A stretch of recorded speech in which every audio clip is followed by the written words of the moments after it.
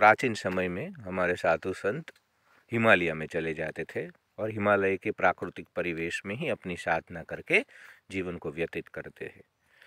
आपने देखा होगा कि जो ऋषि मुनि थे वो भी जंगल में आश्रम बना करके समाज से, सांस्कृतिक व्यवस्थाओं से थोड़े हटके रहते थे।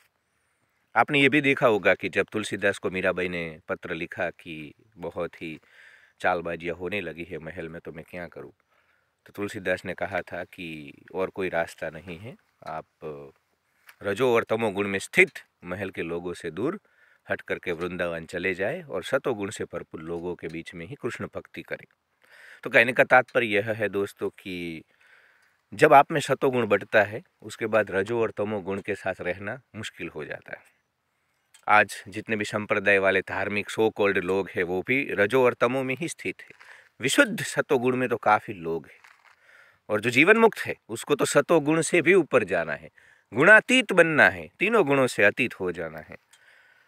तो अगर जीवन मुक्ति की ओर आगे बढ़ना है तो ज्यादा माया में मत उलझे।